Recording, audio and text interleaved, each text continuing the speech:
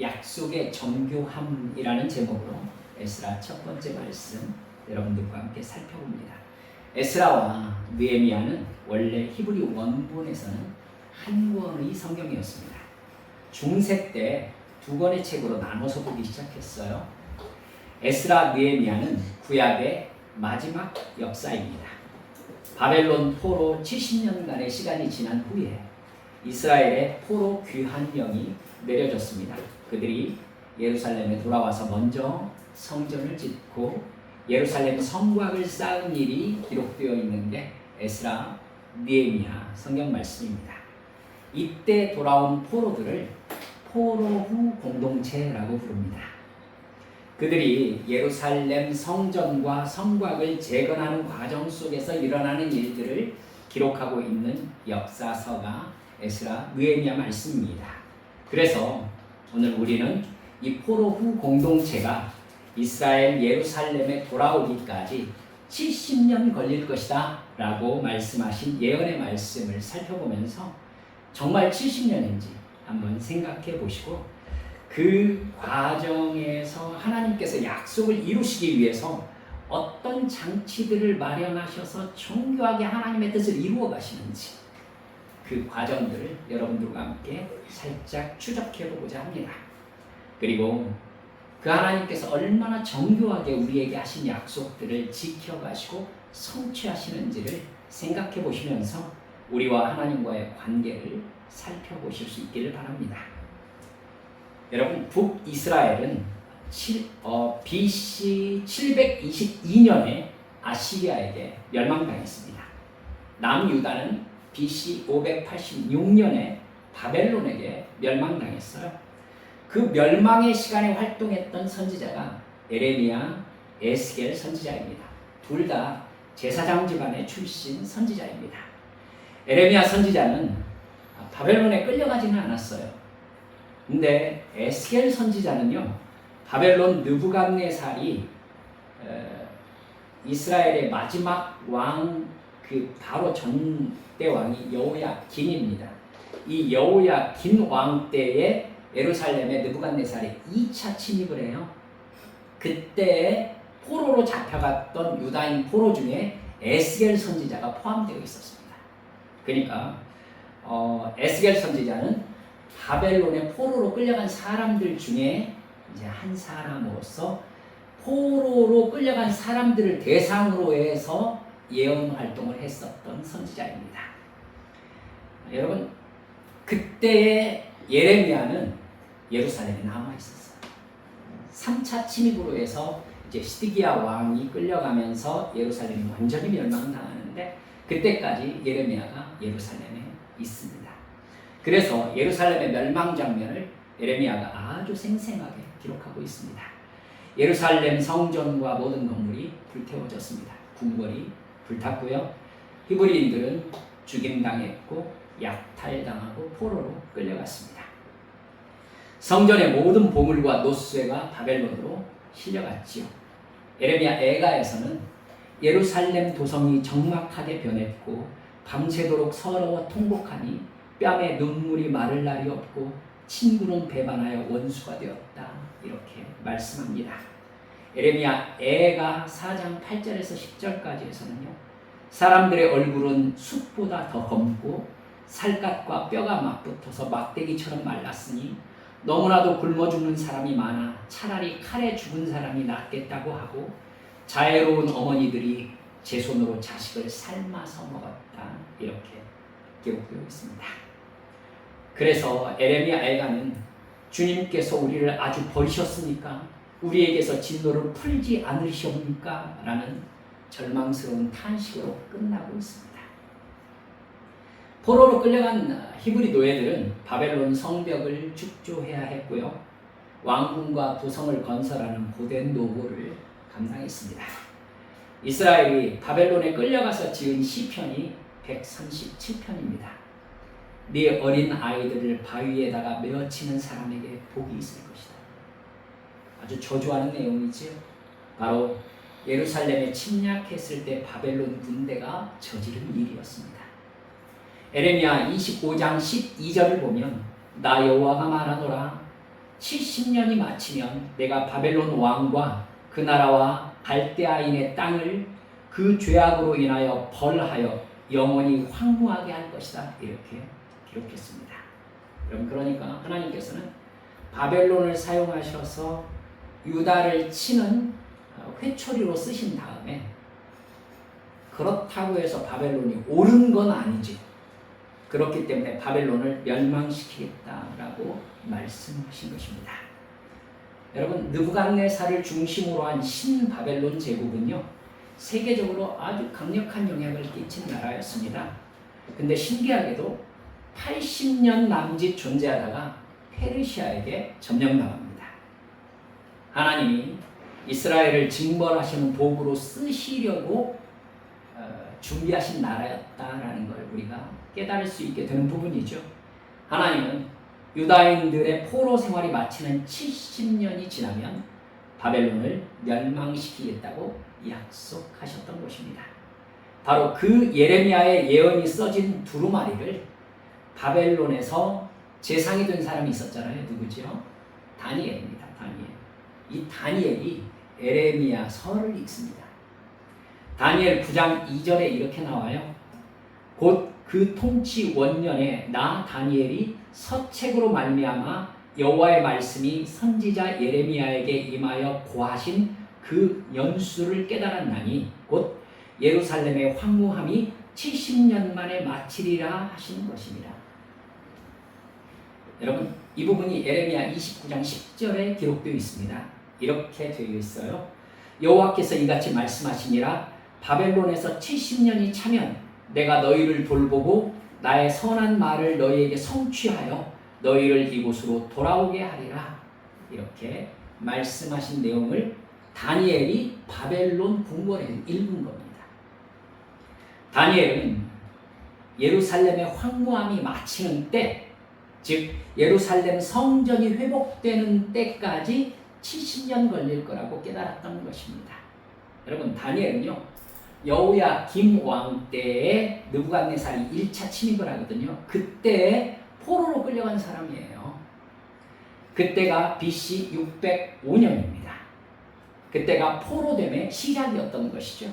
그때 처음 포로로 끌려간 사람이 다니엘과 세 친구들이었던 겁니다. 그리고 바벨론이 멸망하고 바벨론을 점령한 페르시아의 고레스 왕 키루스라고 이제 역사에는 나옵니다만은, 고레스 왕이 유다인이 고향으로 돌아가서 성전을 세우라고 칙령을 내렸던 때가 BC 538년입니다. 그리고 1차 포로 귀환 때 돌아온 포로 후 공동체가 성전 재건을 시작한 것이 BC 535년입니다.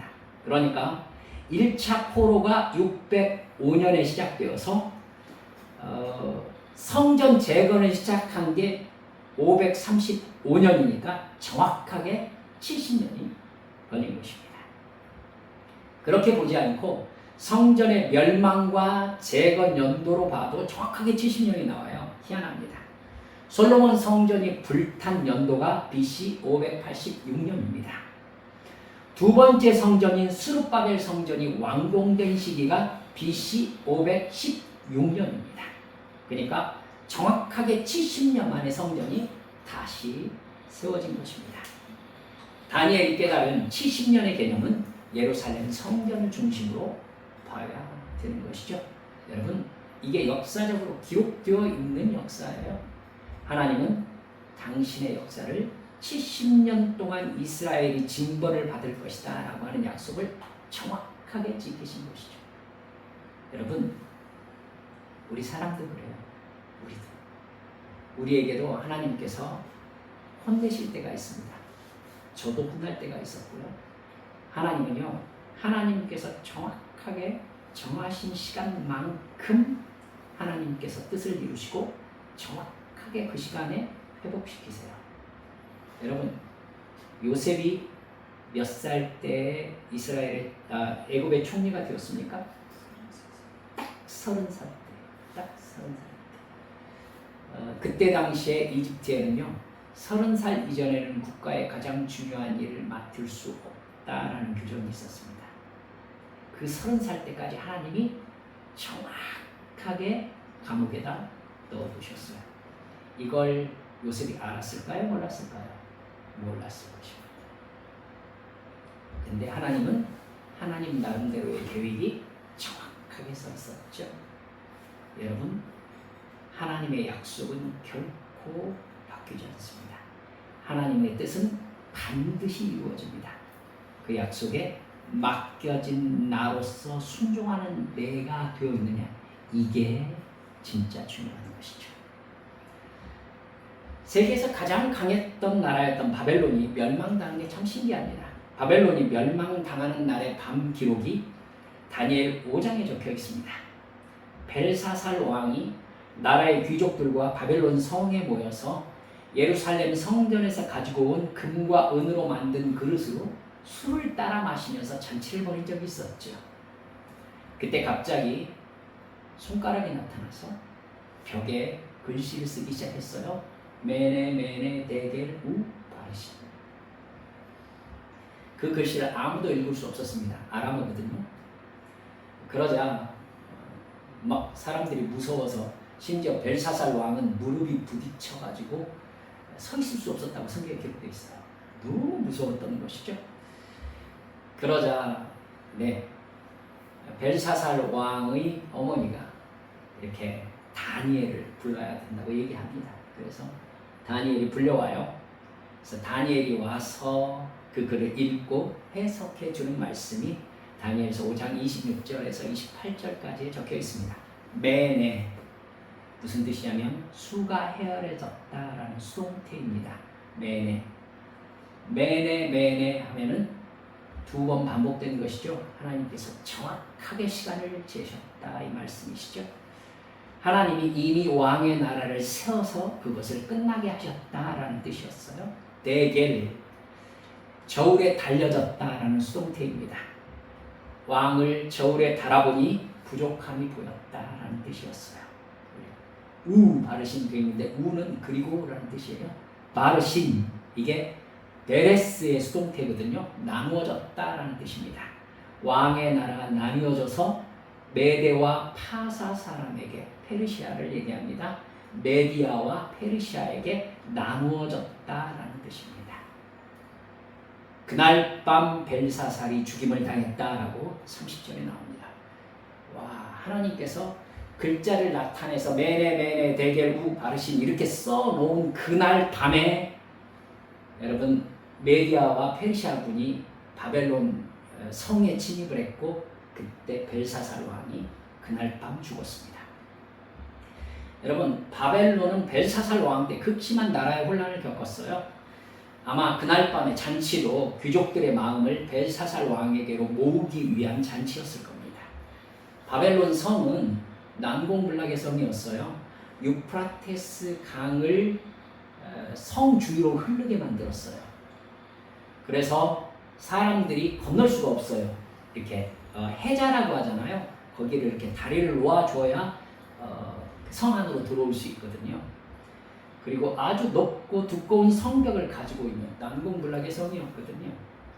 그러나 성경에서 이 메데라고 불리는 메디아를 힘으로 누른 페르시아 왕, 이 고레스 2세가 바벨론 성에요 피 흘림 없이 무혈 입성합니다.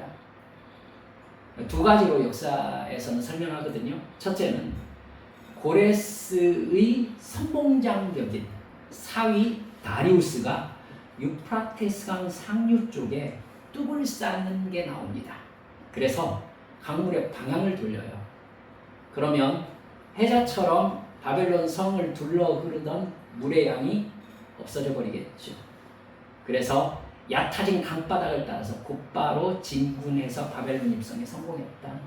이렇게 이야기합니다. 둘째는 바벨론 군주가 민심을 잃고요. 다른 신을 숭배하는 바람에 백성들의 힘을 잃었다라고 나옵니다. 그러니까 제사장들과 백성들이 바벨론 왕이 다른 신을 섬기니까 민심이 이반된 거예요. 그래서 백성들과 제사장들이 바벨론의 성문을 열고 고레스를 영접했다. 이렇게 기록되어 있기도 합니다. 여러분, 이 고레스가 왕위에 오른 첫 해에 고레스 칙령을 반포합니다. 이 고레스 칙령을 반포한 첫 해, 이 첫 해가 뭐냐면 고레스가 바벨론을 정복하고 페르시아 제국의 기원을 열었던 원년을 얘기합니다. 바벨론을 정복하고 제국의 첫 발을 내디딘 그 시점에 전 유대인의 운명을 좌우하는 칙령을 내렸다는 것이죠. 유대인을 고레스가 어떻게 알았을까요? 저는 이게 되게 궁금해요. 정확하게 기록되어 있지는 않거든요. 근데 고레스가 왜 자기가 왕위에 오르자마자 하필 유대인 해방령을 내렸냐는 겁니다. 정확한 이유는 알 수 없어요. 하지만 그가 직접 하나님의 계시를 받았다라는 말씀도 성경에 없거든요. 그러면 고레스의 마음을 감동시킨 무슨 계기가 있긴 있었겠지요. 저는 이건 개인적인 생각입니다만 힌트가 다니엘 1장 21절이라고 저는 생각하고 있습니다. 다니엘 1장 21절에 이렇게 나와 있어요. 다니엘은 고레스 왕 1년까지 왕궁에 머물러 있었다. 그러니까 고레스가 바벨론을 정복했을 때, 바벨론 성에 침입했을 때에, 여러분 그때에 다니엘이 죽임받지 않았던 사람이었던 거죠. 1년까지 다니엘이 고레스가 점령한 페르시아 제국이 열렸던 원년까지 다니엘이 있었다는 것이죠. 이때 다니엘의 나이는 80세가 넘었습니다. 고레스는 바벨론을 멸망시키고 입성해서 원로 대신을 만났겠지요. 그 중에는 바벨론에서 가장 지혜로운 사람이고 명재상으로 알려졌던 다니엘을 틀림없이 만났을 것입니다. 다니엘은 고레스 왕을 개인적으로 만나서 자기가 알고 있던 에레미야에게 예언하게 하신 하나님의 뜻을 고레스에게 전했을 가능성이 저는 충분히 있어 보입니다. 바벨론이 페르시아의 왕에게 멸망당할 것이고 그 왕은 히브리 민족을 70년 만에 고향으로 돌아가게 할 것이며 그 일은 전능하신 여호와 하나님의 예비하신 것이라 라고 다니엘이 고레스에게 저는 말했을 거라고 생각합니다. 다니엘은 아마도 자기가 보았던 에레미야서를 직접 고레스에게 보여줬을 가능성도 저는 충분히 있어 보입니다. 더구나 여러분 추측입니다만 가능성은 있어 보이는 이야기를 제가 여러분께 드리고 있습니다. 다니엘이 이사야서를 알고 있었을 가능성도 충분히 있습니다. 이사야서를 알고 다니엘이 고레스에게 그 정보까지 얘기했다면 고레스는 아주 기절했을 부분이 이사야서에서는 나와 있습니다. 여러분, 이사야는 고레스가 나타나기 150년 전 사람이에요. 그러니까 이사야는 페르시아 제국이 나타나기 전 150년 전 사람이라고요. 근데 이사야 44장 28절에 뭐라고 나와 있느냐면 고레스에 대해서는 이르기를 내 목자라 그가 나의 모든 기쁨을 성취하리라 하며 예루살렘에 대하여는 이르기를 중건되리라 하며 성전에 대하여는 내 기초가 놓여지리라 하는 자니라 이렇게 나옵니다. 45장 1절에는 이렇게 기록되어 있습니다. 여호와께서 그의 기름 부음을 받은 고레스에게 이같이 말씀하시되 내가 그의 오른손을 붙들고 그 앞에 열국을 항복하게 하며 내가 왕들의 허리를 풀어 그 앞에 문을 열고 성문들이 닫히지 못하게 하리라. 여러분 150년 전에 적힌 예언서에 이름까지 이렇게 정확하게 적혀 있을 가능성이 얼마나 될까요? 이것 때문에 성경학자들은 이사야서가 틀림없이 포로기 이후에 기록되었을 거라고 얘기하는 사람들이 많아요. 하지만 저는 그렇게 보지 않습니다. 하나님이 뭘 못하시겠어요? 고레스 입장에서는 150년 전에 성경에 자기 이름이 나와 있다는 것에 완전히 놀랐을 겁니다.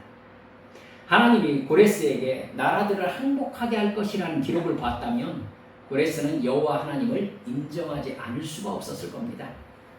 그래서 고레스는요 역대하 36장 23절에서 이렇게 말하고 있습니다.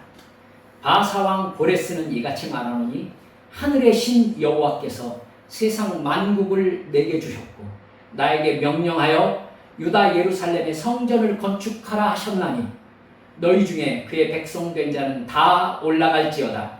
너희 하나님 여호와께서 함께 하시기를 원하노라 하였더라. 이 이야기가 우리가 읽은 에스라 1장 1절에서부터 다시 반복되고 있습니다. 여러분 한번 보실래요?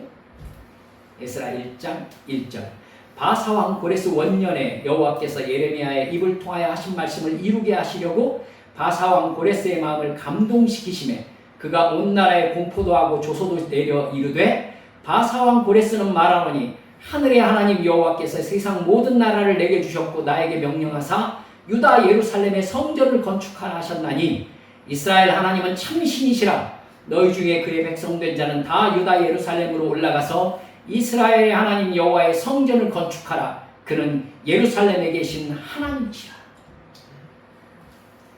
여러분, 하나님의 기가 막히게 정교한 역사가 이렇게 풀어지고 있어요. 하나님은 약속하시고 그 약속을 이루어 가십니다.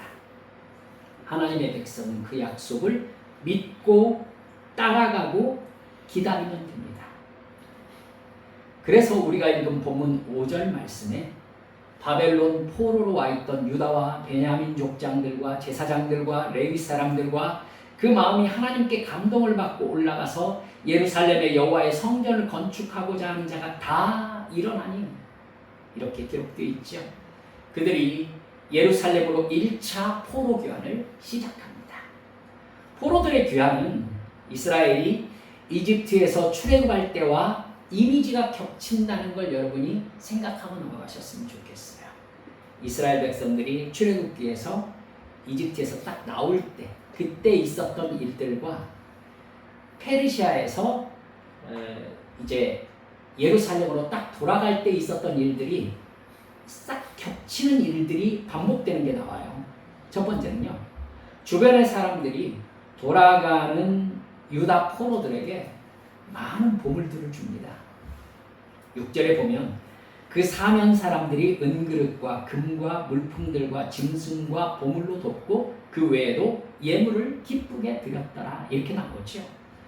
이스라엘이 출애굽할 때에도요, 애굽 사람들이 이스라엘 백성들 노예인데도 불구하고 달라는 대로 그들에게 다 재물을 주었다고 나와요. 여러분, 그 재물들이 언제 모습을 드러냅니까? 성막을 지을 때의 모습이 다 드러내죠. 금과 은과 모든 값진 보물들이 성막을 지을 때 헌금으로 바쳐집니다. 둘째, 7절 8절을 보면요, 오늘 본문 고레스 왕이 느부갓네살 왕이 성전에서 약탈해왔던 성전 그릇을 유다 총독 세스바살에게 돌려주었다라고 나옵니다. 여러분, 출애굽 성막에 있었던 금은 그릇들을 연상시키는 장면들이죠. 여러분, 고레스 왕의 충격적인 조치라는 걸 생각하셔야 돼요. 원래 정복한 지역의 신상과 신전의 보물들은요, 왕들이 아주 철저하게 약탈해 옵니다. 그래서 자기 나라의 신전 안에다 들여놓아요. 왜 그러느냐면 패배한 민족의 신이 우리의 신에게서 그 나라를 구할 수 없었다는 증거이기 때문에 그래요. 이해가 가시죠? 그렇습니다. 그러니까 그 나라, 자기들이 정복한 나라의 신전에 있던 보물들은 모두 다 정복한 나라의 신전으로 옮겨지는 겁니다. 그러면 그 신이 이 신보다 훨씬 더 강하다는 것이 드러나는 것이죠. 그러니까 자기가 통치하는 지역의 사람들은 모두 다 나의 신이 이렇게 강하다라는 것을 외국에서 빼앗아온 보물들을 보면서 느끼는 거예요. 그러니까 우리의 신이 신들 중에 신이다 라는 증거가 되는 거예요. 여러분, 근데 그 보물들을 소유하게 된 고레스가 유다인들에게 그 보물을 돌려줬다는 거예요. 여러분, 그리고 고레스가 하늘에 계신 하나님께서 참 신이라고 이야기하고 있는 거죠. 여러분, 그러면 고레스의 신관이 바뀐 거죠. 자기 나라의 신을 최고의 신으로 모시려고 한 게 아니라 내가 알고 보니까 이스라엘의 여호와 하나님이 진정한 신이시라는 걸 내가 알았다라는 증거가 바로 성전에 있던 보물들을 돌려주는 일인 겁니다. 그렇습니다. 여러분, 그가 여호와 하나님께 대하여 이런 신관을 가지게 된 건 틀림없이 다니엘의 역할이 있었을 것이라고 저는 생각이 충분히 가능하죠. 그렇습니다. 당신이 이 자리에 오기까지 그 이면에서 누가 역사하고 계셨는지 압니까? 당신에 대해서 이미 150년 전에 당신의 이름의 철자까지 기록되어 있었습니다. 놀랐을 겁니다. 놀랐을 거예요. 예. 셋째, 유다 족장들이 예루살렘 성전 건축을 위해서 금과 은과 제사장의 옷과 같은 제물들을 자원해서 바치는 모습이 나타납니다. 출애굽기 35장 20절에서부터 보면요, 성막을 짓기 위해서 이스라엘 사람들에게 예물을 드리라고 했을 때에 그들이 기쁘게 하나님께 바쳤던 것과 이미지가 겹치는 거예요. 즉 에스라 느헤미야를 쓴 사람, 아마 에스라가 아닐까 또 느헤미야가 아닐까라고 생각합니다만은 이 포로 귀환의 역사를 두 번째 출애굽으로 보고 있는 겁니다. 충분히 가능하죠. 그렇습니다. 이사야 45장 13절의 말씀대로요, 그가 고랬습니다. 내가 그를 의의 도구로 일으켰으니 그의 모든 길을 평탄하게 하겠다. 그가 나의 도성을 재건하고 포로된 나의 백성을 대가 없이 보상도 받지 않고 놓아줄 것이다 라고 하나님께서 예언하셨는데 그대로 이루어진 것입니다. 고레스 칙령에 의거해서 히브리인들은 단계적으로 귀환합니다. 제1진이 BC 537년에 수룹바벨의 인도로 1차 귀환을 합니다. 2진이 BC 458년에 에스라 제사장의 인도로 해서 돌아옵니다. 제3진은 BC 445년에 느헤미야 총독의 인도와 함께 돌아오게 됩니다. 이렇게 3차 귀환이 마무리가 되어지는 것이죠. 고레스 칙령이 내린 시기가 BC 538년이었으니까 제1진은 칙령이 공포된 즉시 거의 출발했다라고 볼 수 있습니다. 이 오늘 말씀을 통해서 하나님이 약속을 지키시기 위해서 정교하게 역사를 움직여가는 분이시라는 것을 믿으시길 바라요. 여러분, 바벨론이 아무리 강했어도 하루아침에 무너졌습니다. 그냥 하루아침에. 아마 벨사살은 그날 밤 자기가 죽을 거라고 절대 생각하지 못했을 것입니다. 여러분, 그때 자기에게 그 글자를 읽어준 다니엘에게요, 나라의 셋째 책임자를 삼았어요. 여러분, 벨사살이 자기가 죽을 줄 알고 그랬겠어요? 하나님께서는요, 하나님이 작정하신 일은 한치의 오차 없이 이루십니다. 여러분, 성경을 살펴보시면 이 시기에 대한 게 얼마나 기가 막히냐면요, 성경에는 이스라엘 백성들이 출애굽 이집트에서 나온 시간을 어떻게 얘기하냐면 이스라엘 백성들이 430년이 찬 그날 이스라엘 백성들이 이집트에서 나왔다라고 되어 있습니다. 하나님은 하루도 오차가 없으세요. 하루도. 그러면 430년이면은 이게 진짜 몇 대입니까? 그렇게 오랜 시간이 지났는데 하나님께서는요, 이스라엘 백성들에게 너희들은 430년간 이집트의 노예로 있어야 돼 라고 딱 작정하시고 나서요, 430년이 끝나는 날 이집트에서 나왔다라고 성경에 기록하고 있다니까요. 하나님이 이런 분이세요. 우리 아버지가. 여러분, 우리에게 당하는 어떤 일도 이렇게 철저하신 하나님의 주권 아래서 일어나는 일이라는 걸 믿으세요. 이게 우리 아버지세요. 기가 막히신 분이세요, 우리 하나님이. 이 부분에 있어서 실수가 없으세요. 그러면 실수가 없으세요. 우리 하나님.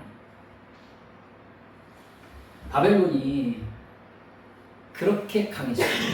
하나님의 때에 하나님의 방법으로 당신의 뜻을 이루실 때에 당신이 끝내시는 날 그냥 끝나는 겁니다. 하나님이 언제까지나 우리와 함께 하시겠다는 사랑의 약속 변함없이 성취됩니다. 우리의 상황이 어떻게 보이든지 하나님께서 지금 우리를 예수님을 주신 바로 그 십자가의 사랑으로 사랑하고 계시다는 사실을 의심하지 마세요. 여러분, 우리는 때로 실패할 수 있어요. 때로 병들 수 있습니다. 때로 안타까운 일을 당할 때도 있어요.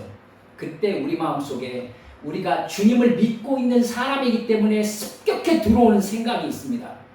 이게 뭐야? 이게 뭐야? 하나님, 나에게 왜 이러시는 거예요? 이렇게 생각이 확 빠져나가 버려요. 하나님, 어쩌라고요? 하나님, 제가 믿어왔던 것 전부 거짓이었습니까? 이쪽으로 쭉 생각이 빠져나가 버리면요, 여러분, 이 생각이 제자리로 돌아오는데 정말 오래 걸려요. 진짜 오래 걸립니다. 여기를 차단해야 돼요. 여기를. 주님께서 그때 기도하면 뭐라고 하시는 줄 압니까? 얘야, 내가 너를 사랑한다 라고 말씀하시거든요. 내가 십자가 사랑으로 너를 구했다 이렇게 말씀하세요. 그러면 우리는 언제나 현실의 문제를 가지고 하나님께 이의를 제기합니다. 하나님, 그럼 이건 뭐예요? 이렇게 묻는다고요. 아요? 내 눈이 하나님께 가 있는 게 아니라 어디에 가 있어요? 지금 상황에 박혀 있는 거예요. 하나님은 날 봐, 날 봐 이렇게 말씀하시는데 내 눈은 지금 상황에 박혀 있는 거예요. 제가 가끔 이렇게 예로 얘기한 게 있습니다.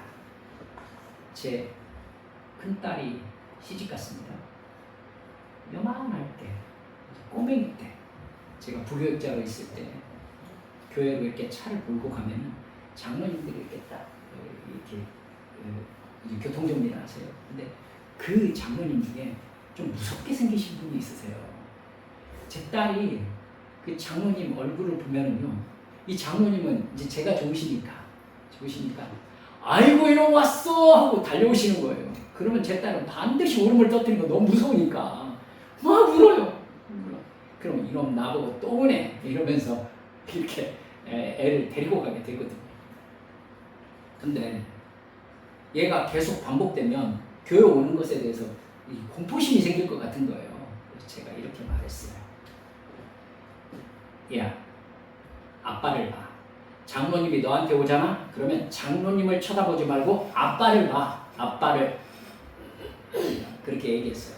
그러니까 얘가 그러겠다고 해요. 그날도 교회에 딱 도착했어요. 문을 쫙 열었네요. 문을 딱 열었더니 장로님이 아니나 다를까 왔어! 하고 이렇게 달려오시는 거예요.